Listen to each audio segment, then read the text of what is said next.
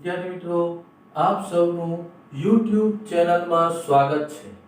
આજે તમારી સામે હું એક નવા વિષયની સાથે ઉપસ્થિત થયો છું। ધોરણ 12 અર્થશાસ્ત્ર પ્રકરણ 2 વૃદ્ધિ અને વિકાસના નિર્દેશકો। આ પ્રકરણ 2 માં આપણે આજે જે જોવાના છે એ આર્થિક વૃદ્ધિ અને વિકાસનો અર્થ। આર્થિક વૃદ્ધિ અને વિકાસનો અર્થ એના વિશે આપણે જોવાના છે। સૌપ્રથમ આપણે આર્થિક વૃદ્ધિનો અર્થ જોતા પહેલા આપણે આર્થિક વિકાસ વિશે અને આર્થિક વૃદ્ધિ વિશે પ્રસ્તાવના જોઈશું। વિદ્યાર્થી મિત્રો, તો અહીંયા આપણે પ્રસ્તાવના લખી રહ્યા છે।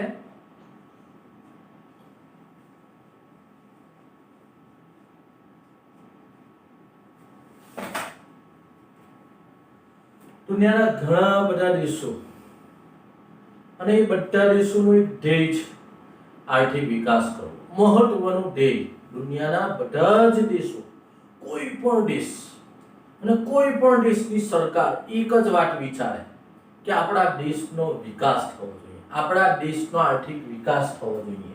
તો દુનિયાના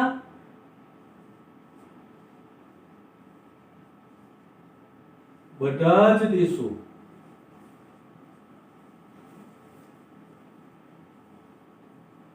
મહત્વનું ધ્યેય ઝડપી આર્થિક વિકાસ કરવો।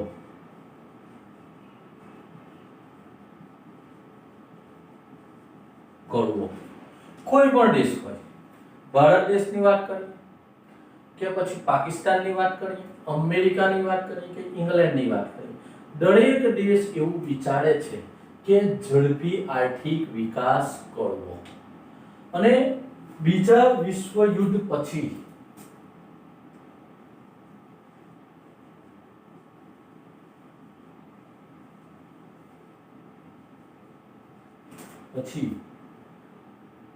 આર્થિક વિકાસનું ચિંતન, આર્થિક વિકાસનું ચિંતન એ ઝડપી આર્થિક વિકાસ માટે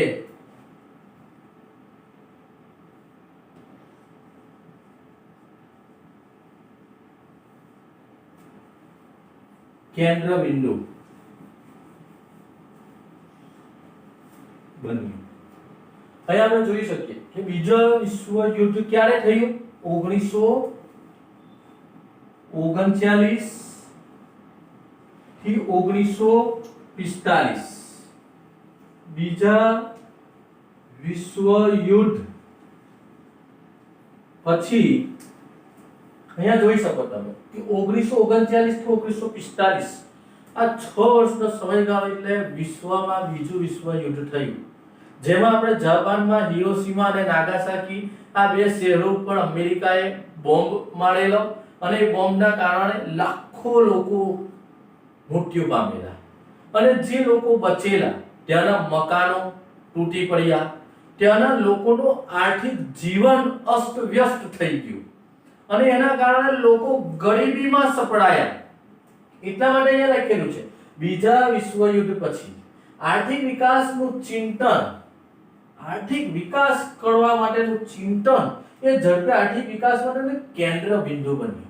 કારણ કે બીજા વિશ્વ યુદ્ધના કારણે જાપાન છે, અમેરિકાને પણ નુકસાન થયું, બીજા બધા જે દેશો છે જે જાપાન તરફ જે ગ્રુપમાં દેશો હતા, અમેરિકા તરફ લોકશાહી જે દેશો છે, તો આ બધા દેશો એકબીજા ગ્રુપમાં વહેંચાયા અને સામસામે લડ્યા। એના કારણે ગરીબી, બેકારી, ભૂખમરો, તો આ બધા અને આર્થિક અસમાનતા, તો આ 4 પ્રકારની સમસ્યાઓ દૂર કરવા માટે બીજા એટલે અહીંયા લખેલું છે 1939 થી 1945 બીજા વિશ્વ યુદ્ધ પછી વિશ્વમાં ગરીબી,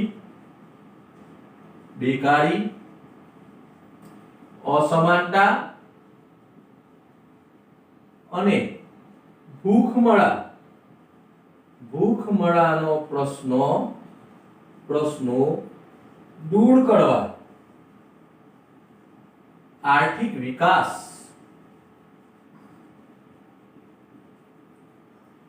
પર ભાર મૂકવામાં આવ્યો.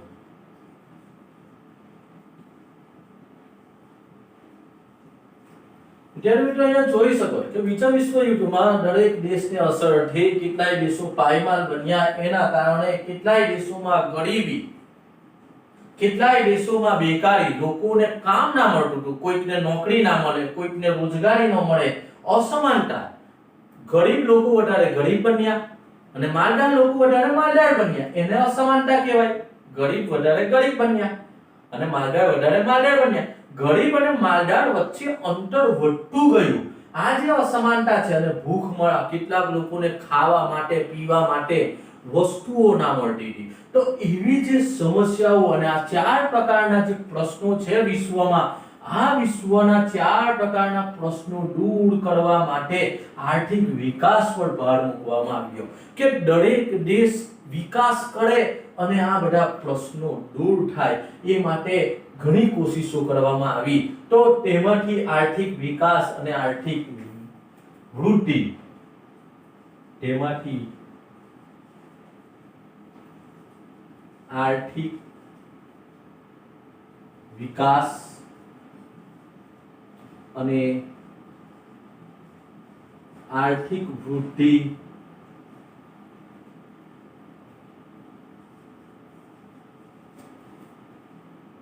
શબ્દો પ્રચલિત બન્યા.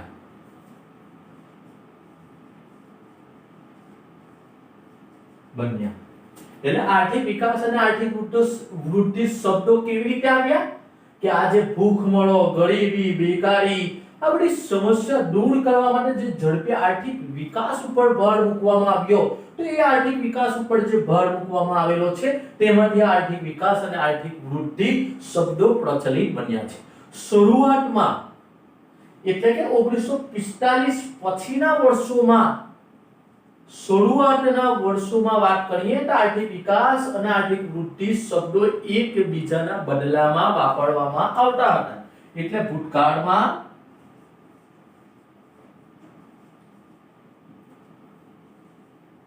આર્થિક વિકાસ અને આર્થિક વૃદ્ધિ શબ્દો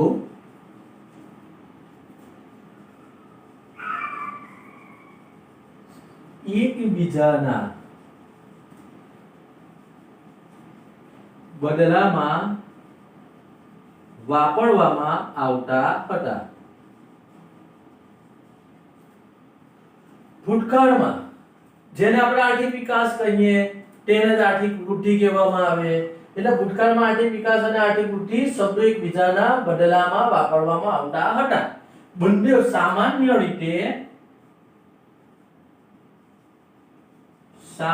રીતે આર્થિક વિકાસ અને આર્થિક વૃદ્ધિ બંનેને સમાન ગણવામાં આવતા હતા.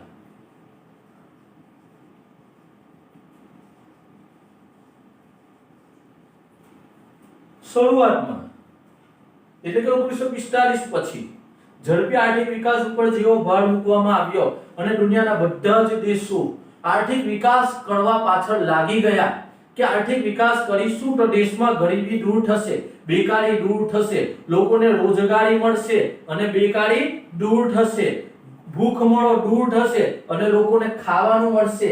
તો એ માટે શરૂઆતમાં જે ભૂતકાળમાં આર્થિક વિકાસ અને આર્થિક વૃદ્ધિ શબ્દો એકબીજાના બદલામાં વાપરવામાં આવતા હતા અને સામાન્ય રીતે આર્થિક વિકાસ અને આર્થિક વૃદ્ધિ બંને શબ્દોને સમાન ગણવામાં આવતા હતા. પરંતુ વર્ષોથી કેટલાક અર્થશાસ્ત્રીઓ આર્થિક વિકાસ અને આર્થિક વૃદ્ધિ આ બંને શબ્દોને અલગ માને છે. તો વર્ષોથી કેટલાક અર્થશાસ્ત્રીઓ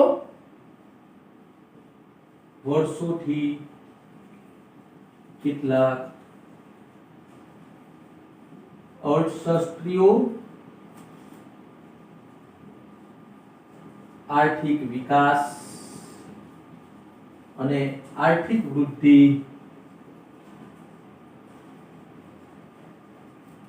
બંનેને અલગ માને છે. આ બંને શબ્દને અલગ માને છે. કેમ અલગ માને છે? શ્રીમતી ઉર્સુલા હિક્સ, શ્રીમતી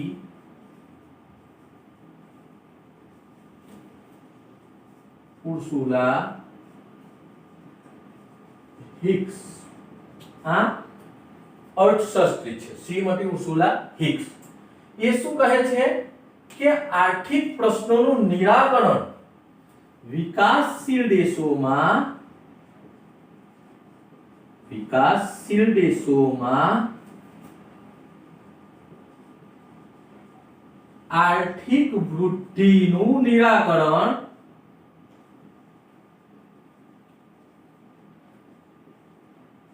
એ આર્થિક વિકાસ કહેવાય તરીકે અને વિકસિત દેશોમાં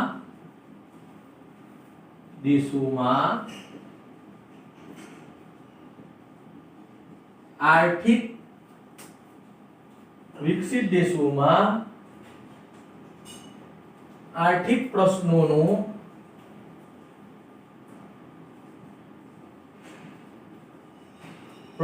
નિરાકરણ એ આર્થિક વિકાસ તરીકે અને વિકસિત દેશોમાં આર્થિક પ્રશ્નોનું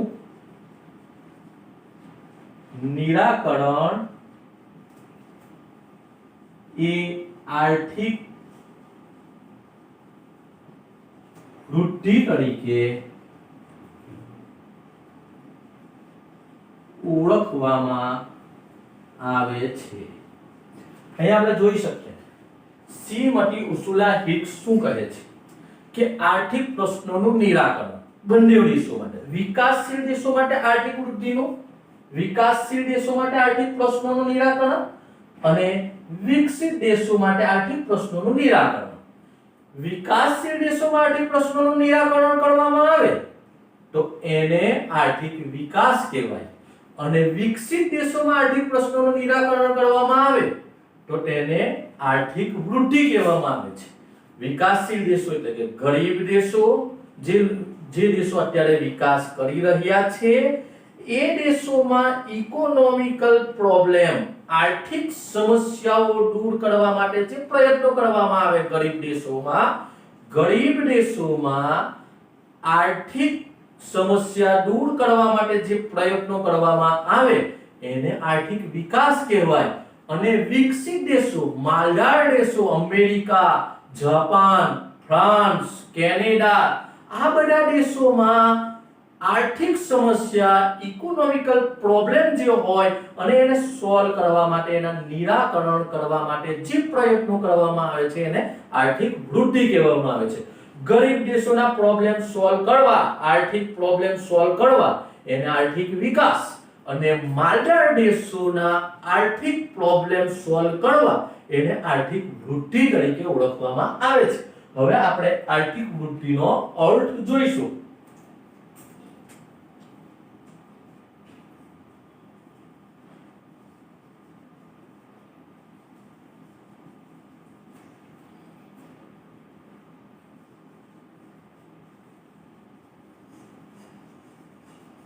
અર્થ, આર્થિક વૃદ્ધિનો અર્થ.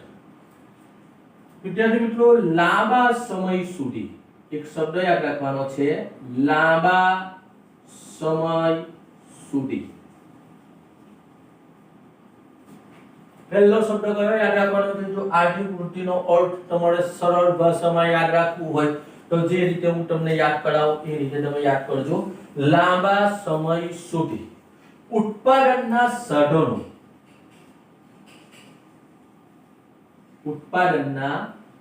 સાધનો, અહીંયા જોઈ શકો એક શબ્દ લખેલો છે મેં, ઉત્પાદનના સાધનો. કેટલા છે ઉત્પાદનના સાધનો? 4. જમીન, શ્રમ, મૂડી અને નિયોજક. તો જમીનમાં વધારો થાય એટલે કે જમીનની ગુણવત્તામાં વધારો થાય, ત્યાર પછી શ્રમ, શ્રમિકોની સંખ્યામાં વધારો થાય, મૂડીમાં વધારો થાય અને નિયોજકોની સંખ્યામાં વધારો થાય.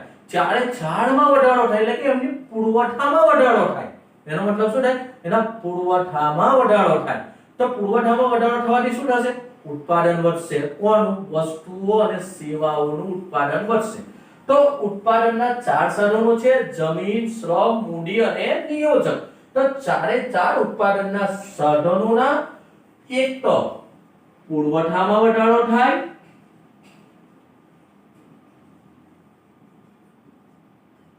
બીજું ગુણવત્તામાં વધારો થાય,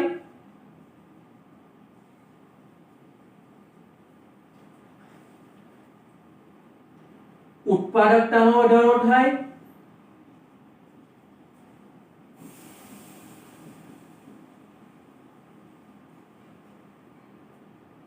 સાધનોની પ્રાપ્તિમાં વધારો થાય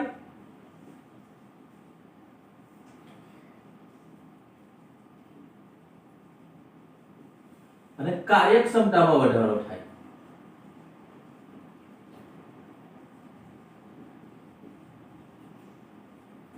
પાંચ શબ્દ લખેલો છે: ક્વોન્ટિટી, ક્વોલિટી, પ્રોડક્શન, ઇનપુટ અને ઇફિશિયન્સી, કાર્યક્ષમતા. પાંચ શબ્દ છે. તો પુરવઠો એટલે ઉત્પાદનના સાધનો તરીકે જમીન, શ્રમ, મૂડી અને નિયોજક ચારે ચારમાં વધારો થાય. હવે આ ચારમાં વધારો થવાથી ઉત્પાદન વધશે, વસ્તુઓ અને સેવાઓનું ઉત્પાદન વધશે.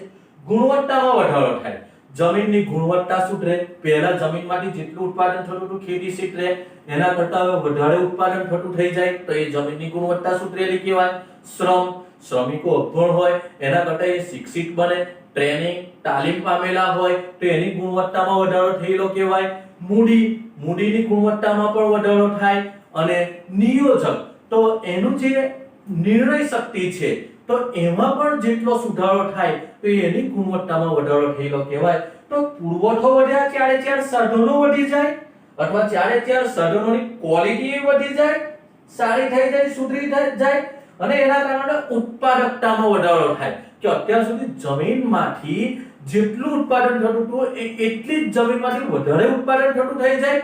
જેટલા શ્રમિકો અત્યાર સુધી જે ઉત્પાદન કરતા હતા એના કરતા વધારે એટલા જ શ્રમિકો વધારે ઉત્પાદન કરતા થઈ જાય. અત્યાર સુધી જેટલી મૂડીથી પ્રોફિટ કમાવાનો હતો એટલી જ મૂડીથી વધારે પ્રોફિટ, વધારે નફો કમાતો થઈ જાય. અને જે નિયોજકોથી પ્લાનિંગ થતું હતું એ જ નિયોજકો પ્લાનિંગમાં મોટો ફેરફાર કરે. તો એ રીતે જોવા જઈએ તો ઉત્પાદકતા ચાર રીતે વધે છે. આ ચારે ચાર જે ઉત્પાદનના સાધનો છે એની જે પ્રાપ્તિ છે પ્રાપ્તિમાં વધારો થાય એટલે કે તમારી કેપેસિટી, એની શક્તિ તમારી વધી જાય કે જમીન તમે ખરીદી, જમીનની ખરીદ શક્તિ વધી જાય, શ્રમિકો વધારતા થઈ જાઓ, તમે મૂડીમાં વધારો કરો અને નિયોજન શક્તિમાં વધારો થાય તો સાધનોની પ્રાપ્તિમાં વધારો થાય અને એમની કાર્યક્ષમતા એટલે કે એમની કામ કરવાની જે કેપેસિટી છે. કોઈ મશીન છે 10 કલાક કામ કરતું હોય અને એ મશીન 20 કલાક કામ કરતું થઈ જાય એનો મતલબ શું થાય કે મશીનની કાર્યક્ષમતામાં સુધારો થયો. 10 કલાકના બદલે 20 કલાક મશીન કામ કરતું થઈ ગયું. તો એવી રીતે આપણા ચારે ચાર ઉત્પાદનના સાધનો જમીન, શ્રમ, મૂડી અને નિયોજક ચારે ચારની કાર્યક્ષમતામાં વધારો થાય. હવે આ બધામાં વધારો થાય, પાંચ રીતે વધારો, શબ્દો યાદ રાખવાના છે: પુરવઠામાં વધારો, ગુણવત્તામાં વધારો, ઉત્પાદકતામાં વધારો, સાધનોની પ્રાપ્તિમાં વધારો અને લાસ્ટમાં કાર્યક્ષમતામાં વધારો. આ પાંચ પ્રકારનો વધારો થવાના કારણે શું થશે? આ પાંચ પ્રકારના કારણે વધારાના કારણે નંબર 1 ચીજ વસ્તુ અને સેવાઓના ઉત્પાદનમાં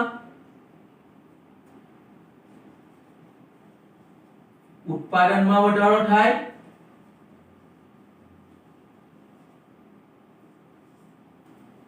રાષ્ટ્રીય આવકમાં વધારો થાય. વાસ્તવિક રાષ્ટ્રીય આવકમાં વધારો થાય. વાસ્તવિક માથાદીઠ આવકમાં વધારો થાય. માં વધારો થાય। નંબર 4 વાસ્તવિક રાષ્ટ્રીય આવકમાં વાસ્તવિક રાષ્ટ્રીય આવક સતત વધતી હોય। વાસ્તવિક રાષ્ટ્રીય આવક સતત વધતી હોય અને વાસ્તવિક માથાદીઠ આવક સતત વધતી હોય। અહીંયા મેં ઉત્પાદનના સાધનોમાં 5 પ્રકારે વધારો થાય છે તો સામે 5 પ્રકાર જુઓ તમે ચીજ વસ્તુ। હવે આપણે ઉત્પાદનના સાધનોમાં આટલો બધો વધારો થાય તો સ્વાભાવિક છે કે ચીજ વસ્તુ અને સેવાઓનું ઉત્પાદન વધી જશે અને ચીજ વસ્તુ અને સેવાઓનું ઉત્પાદન વધી જશે તો એ ચીજ વસ્તુઓને વેચીશું, એ સેવાઓને વેચીશું તો એ વેચવાના બદલામાં આપણને શું મળશે? આપણા દેશને આવક થશે। આખા દેશને આવક પ્રાપ્ત થશે। કેવી રીતે આવક પ્રાપ્ત થશે?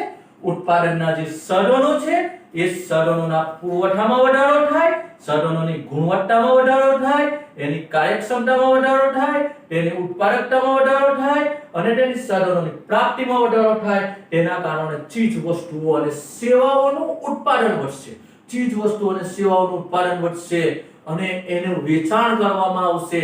વેચાણ કરવાથી આપણને આવક પ્રાપ્ત થશે અને એ આવક જે મળશે કુલ એ આખા વર્ષની આપણા દેશની આવક, આખા વર્ષની આપણા દેશની આવક જેને રાષ્ટ્રીય આવક કહેવામાં આવે છે તો એ વસ્તુઓ અને સેવાઓના ઉત્પાદન વધારો થવાના કારણે આપણા દેશની જે આવક વધશે જેને વાસ્તવિક રાષ્ટ્રીય આવકમાં વધારો થયેલો કહેવાય। અને જ્યારે ચીજ વસ્તુઓ અને સેવાઓનું ઉત્પાદન દેશમાં દરેક જગ્યાએ વધશે તેના કારણે ઉત્પાદનના સાધનો તરીકે શ્રમિકો અને નિયોજન શક્તિ જે છે તો એ સમાજના માનવીઓ છે અને એ સમાજના માનવીઓની ગુણવત્તા બદલાશે, કાર્યક્ષમતા બદલાશે। એ શ્રમિકોની ગુણવત્તામાં વધારો થશે, પુરવઠામાં વધારો થશે, ગુણવત્તામાં વધારો થશે, ઉત્પાદકતા બદલાશે, સાધનોની પ્રાપ્તિમાં વધારો થશે, કાર્યક્ષમતામાં વધારો થશે। આ બધામાં વધારો થવાના કારણે એમની પણ આવક વધશે।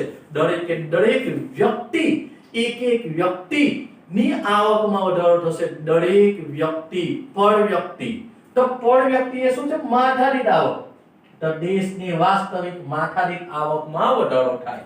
બીજું કે જેમ ઉત્પાદનના સાધનોનો પુરવઠો વધતો જાય, ઉત્પાદનના સાધનો જે છે એની ગુણવત્તા વધતી જાય, ઉત્પાદનના સાધનોની ઉત્પાદકતામાં વધારો થતો જાય, ઉત્પાદનના સાધનોની પ્રાપ્તિ સ્થાનોમાં વધારો થતો જાય અને ઉત્પાદનના જે સાધનો છે એની કાર્યક્ષમતામાં વધારો થાય। આ બધું વધતું જ જાય તો દેશની જે વાસ્તવિક રાષ્ટ્રીય આવક છે એ પણ વધતી જ જાય। એના માટે શબ્દ લખેલો છે કે વાસ્તવિક રાષ્ટ્રીય આવક સતત વધતી હોય અને જ્યારે દેશની આવક વધે, દેશના શ્રમિકોની ગુણવત્તા બદલાય, દેશના શ્રમિકોની કાર્યક્ષમતામાં વધારો થાય અને દેશના શ્રમિકોના પુરવઠામાં વધારો થાય તો એ દેશના શ્રમિકો અને દેશના લોકોની આવકમાં પણ વધારો થાય છે જેને માથાદીઠ આવક કહેવામાં આવે તો એ પણ સતત વધતી જતી હોય તો આને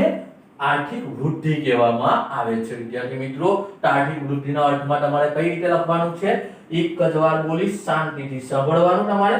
લાંબા સમય સુધી ઉત્પાદનના સાધનોમાં વધારો થાય, તેના પુરવઠામાં વધારો થાય, તેની ગુણવત્તામાં વધારો થાય, તેની ઉત્પાદકતામાં વધારો થાય, તેના સાધનોની પ્રાપ્તિમાં વધારો થાય અને કાર્યક્ષમતામાં વધારો થાય। તેના કારણે દેશમાં ચીજ વસ્તુ અને સેવાઓનું ઉત્પાદનમાં વધારો થાય, દેશમાં વાસ્તવિક રાષ્ટ્રીય આવકમાં વધારો થાય, દેશમાં વાસ્તવિક માથાદીઠ આવકમાં વધારો થાય, દેશમાં વાસ્તવિક રાષ્ટ્રીય આવક સતત વધતી જતી હોય અને દેશમાં વાસ્તવિક માથાદીઠ આવક સતત વધતી જતી હોય તો તેને આર્થિક વૃદ્ધિ તરીકે ઓળખવામાં આવે છે। તો આ રીતે એનો અર્થ અહીંયા આપણે પૂર્ણ થશે। હવે આપણે આર્થિક વૃદ્ધિની વ્યાખ્યાઓ લખીશું। તો આર્થિક વૃદ્ધિની વ્યાખ્યા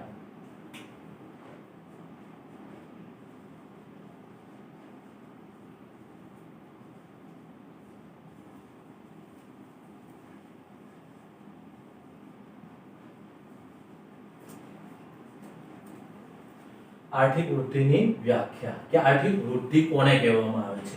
તો એક તો પહેલું હેન્સન નામના અર્થશાસ્ત્રી આપેલી વ્યાખ્યા આપણે લખીએ અને એને સમજીએ. તો આપણે અર્થમાં એ વાત સમજી જ ગયેલા છે, છતાં ફરીથી એકવાર તમને સમજાવીશું. તો આપણે લખીશું આર્થિક વૃદ્ધિ એટલે રાષ્ટ્રીય આવકનો વૃદ્ધિ દર.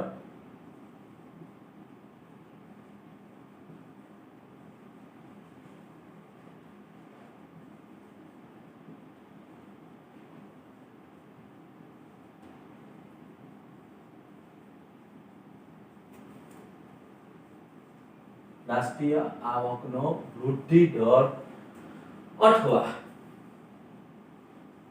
અથવા વસ્તુઓ અને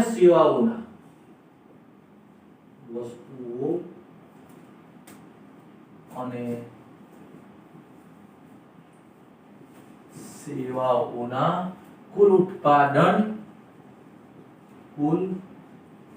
ઉત્પાદન પ્રમાણમાં થતો વધારો. આ આપણને વ્યાખ્યા કોણે આપેલી છે? હેન્સન. અહીંયા આપણે જોઈ ગયેલા છે કે રાષ્ટ્રીય આવકનો વૃદ્ધિ દર સતત વધતો હોય. દર વર્ષે રાષ્ટ્રીય આવક જેટલી દેશમાં આવક પ્રાપ્ત થાય એના કરતા એના પછીના વર્ષોમાં વધારે આવક પ્રાપ્ત થાય, એના પછીના વર્ષમાં એનાથી વધારે આવક પ્રાપ્ત થાય, એના પછીના વર્ષમાં એના કરતા વધારે આવક પ્રાપ્ત થાય. હવે વધારે ને વધારે આવક ક્યારે પ્રાપ્ત થશે? દેશમાં વસ્તુઓ અને સેવાઓનું કુલ ઉત્પાદન વધશે. વસ્તુઓ અને સેવાઓનું કુલ ઉત્પાદન ક્યારે વધશે? દેશમાં ઉત્પાદનના જે 4 સાધનો છે, જમીન, શ્રમ, મૂડી અને નિયોજક, આ ચારમાં વધારો થશે તો વસ્તુઓ અને સેવાઓનું ઉત્પાદન વધશે. વસ્તુઓ અને સેવાઓનું ઉત્પાદન જેમ જેમ વધતું થશે તેમ તેમ દેશમાં રાષ્ટ્રીય આવક, દેશની આવક જે વધતી જશે, જેને રાષ્ટ્રીય આવકનો વૃદ્ધિ દર તરીકે ઓળખવામાં આવે છે. તો અથવા તો વસ્તુઓ અને સેવાના કુલ ઉત્પાદન પ્રમાણમાં થતો વધારો કે વસ્તુઓ અને સેવાઓનું કુલ ઉત્પાદન વધી જાય છે. બીજી એક વ્યાખ્યા છે, આપણે તે લખીશું કે પ્રજાને વધુને વધુ વૈવિધ્યપૂર્ણ આર્થિક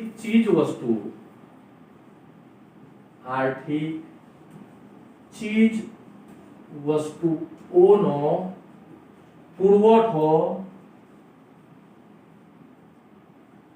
પૂરો પાડવાની દેશની શક્તિમાં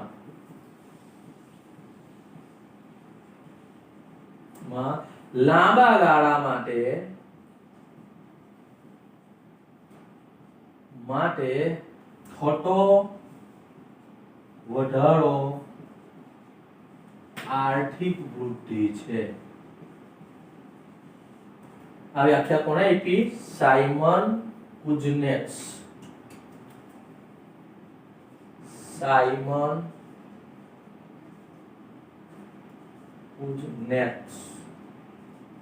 વિદ્યાર્થી મિત્રો, બીજું જુઓ, પ્રજાને વધુમાં વધુ વૈવિધ્યપૂર્ણ દેશના નાગરિકો જે છે, આપણા દેશના લોકો જે છે, એ લોકોને વૈવિધ્યપૂર્ણ જુદી જુદી આર્થિક ચીજ વસ્તુઓ વેચાતી.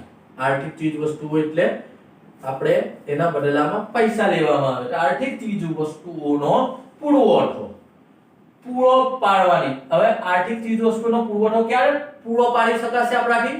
દેશના 4 ઉત્પાદનના જે સાધનો છે, જમીન, શ્રમ, મૂડી અને નિયોજક, એમાં વધારો થશે. આર્થિક ચીજ વસ્તુઓનો પુરવઠો પૂરો પાડવાની દેશની કેપેસિટી આપોઆપ વધી જશે. અને આ કેપેસિટી કેવી વધવી જોઈએ?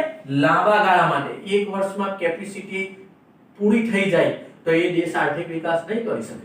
દર વર્ષે આપણા દેશમાં શ્રમનો પુરવઠો વધવો જોઈએ.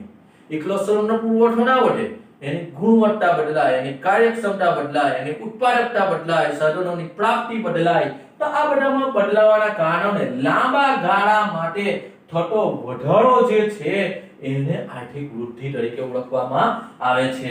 હવે આપણે આર્થિક વૃદ્ધિની મર્યાદાઓ જોઈશું. તો આર્થિક વૃદ્ધિની મર્યાદાઓ.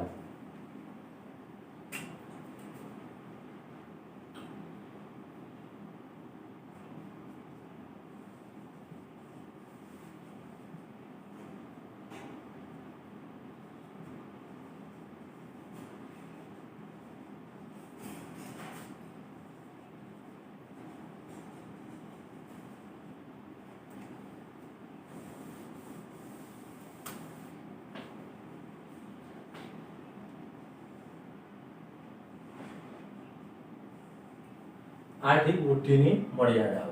તો આર્થિક વૃદ્ધિમાં માત્ર પરિવર્તન એટલે કે પરિમળાત્મક પરિવર્તનોને ધ્યાનમાં લેવામાં આવે છે. નંબર 1, આર્થિક વૃદ્ધિમાં માત્ર પરિમાણાત્મક પરિવર્તનોને ધ્યાનમાં લેવામાં આવે છે. અહીંયા જુઓ, ફક્ત પરિમાણાત્મક કોને કહેવામાં આવે? આંકડામાં ગણી શકાય તે. એટલે કે દેશમાં અનાજના ઉત્પાદન વધ્યું, 500 ટન હતું, હવે 2100 ટન થઈ ગયું. એક્ઝામ્પલ તરીકે આપણે જો વાત કરીએ તો 1951 માં અનાજનું ઉત્પાદન 508.8 કરોડનો વધારો થાય છે. એટલે કે પરિમાણાત્મક પરિવર્તનોમાં ફક્ત આંકડાઓમાં જ વધારો થાય છે કે ઉત્પાદન આટલા ક્વિન્ટલ હતું કે આટલા ટન છે અને તેમાં વધારો થઈને હવે આટલા ટન થઈ ગયું. તો ફક્ત આંકડાઓમાં જે વધારો થાય છે એને આર્થિક વૃદ્ધિમાં માત્ર પરિમાણાત્મક પરિવર્તનો કહેવાય. તેમાં ગુણાત્મક એટલે કે જો અનાજની વાત કરીએ તો અનાજની ક્વોલિટીને ધ્યાનમાં નથી લેવામાં આવતું, અન્ય વસ્તુઓનું જે ઉત્પાદન વધેલું હોય એની ક્વોલિટી એટલે કે ગુણવત્તાને ધ્યાનમાં લેવામાં આવતું નથી. હવે ત્યાર પછીનો આપણો જે બીજો મુદ્દો છે કે આર્થિક વૃદ્ધિમાં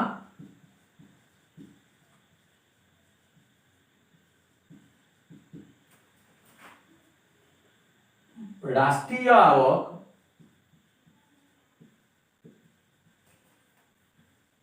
અને માથાદીઠ આવક વધે છે, પરંતુ સંસ્થાકીય અને મનોવૈજ્ઞાનિક વલણો યથાવત રહે છે. અહીંયા બીજો મુદ્દો જોઈ શકો કે રાષ્ટ્રીય આવક અને માથાદીઠ આવક વધે. આપણને ખબર છે કે ઉત્પાદનના સાધનોના પ્રમાણમાં વધારો થયો. ઉત્પાદનના 4 સાધનો, જમીન, શ્રમ, મૂલ્ય અને નિયોજક વધવાના કારણે વસ્તુ અને ચીજ વસ્તુ અને સેવાનું ઉત્પાદન વધે. એનું વેચાણ કરવાથી દેશની આવક વધે. દેશની કુલ આવક ને દેશની વસ્તી વધે ભાગવાથી માથાદીઠ આવકમાં પણ વધારો થાય છે. પરંતુ જે શ્રમિકો છે, નિયોજકો છે, એની કાર્યક્ષમતા, એના કામના કલાકોમાં જે વધારો થયેલો છે એના કારણે સંસ્થાકીય અને મનોવૈજ્ઞાનિક રીતે એમને થાક લાગે, એમને કંટાળો લાગે. સંસ્થામાં અને કંપનીમાં જે વાતાવરણ છે, વાતાવરણ ઉપર જે અસર થાય, એ બધી જે સાયકોલોજીકલ બાબતો છે એને અહીંયા ધ્યાનમાં લેવામાં નથી આવી. એટલે કે એને યથાવત ગણવામાં આવેલી છે. મુદ્દા નંબર 3, મર્યાદા. આપણે ત્રીજી મર્યાદા જોઈશું કે આર્થિક વૃદ્ધિનો ખ્યાલ એ સીમિત છે, મર્યાદિત છે. આર્થિક વૃદ્ધિનો ખ્યાલ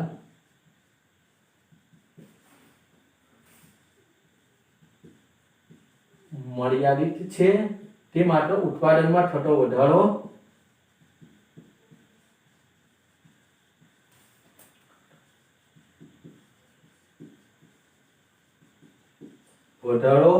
અને વધારાના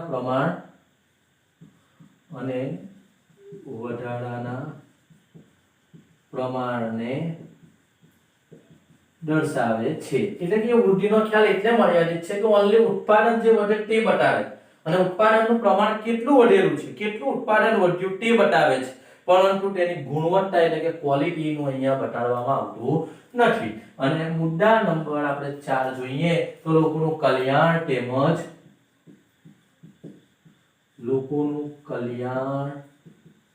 તેમજ તેમાં આવતા ફેરફારો જાણવા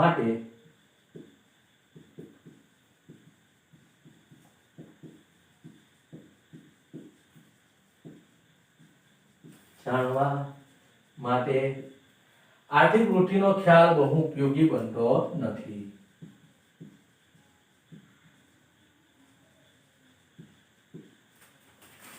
ખ્યાલ બહુ ઉપયોગી બનતો નથી. અહીંયા આપણે જોઈ શકીએ કે ફક્ત આર્થિક વૃદ્ધિમાં રાષ્ટ્રીય આવક વધે છે અને માથાદીઠ આવક વધે છે, એટલે કે પર વ્યક્તિની આવક વધે છે અને આખા દેશની આવક વધે છે. કેમ વધે છે? કારણ કે ઉત્પાદનમાં એટલે કે ચીજ વસ્તુ અને સેવાઓનું ઉત્પાદન વધે છે. કેમ ચીજ વસ્તુ અને સેવાઓનું ઉત્પાદન વધે છે? કારણ કે ઉત્પાદનના સાધનો જે છે એ સાધનોનો પુરવઠો વધે છે, એની ગુણવત્તા વધે છે, એની ઉત્પાદકતામાં વધારો થાય છે, સાધનોની પ્રાપ્તિ વધે છે અને લાસ્ટની અંદર કાર્યક્ષમતામાં વધારો થાય છે. એના કારણે આવક તો વધે છે, પણ એ આવક વધવાથી લોકોની જીવન ધોરણ કેટલું સુધરેલું છે એ આર્થિક વૃદ્ધિનો ખ્યાલ આપણને ઉપયોગી થતો નથી સમજવામાં. તો આ 4 મર્યાદાઓ છે વિદ્યાર્થી મિત્રો. અહીંયા આપણે આર્થિક વૃદ્ધિનો આ પ્રશ્નો પૂર્ણ થાય છે. હવે પછીના નેક્સ્ટ વિડિયોમાં આર્થિક વિકાસ વિશે આપણે વિસ્તૃતથી સમજીશું.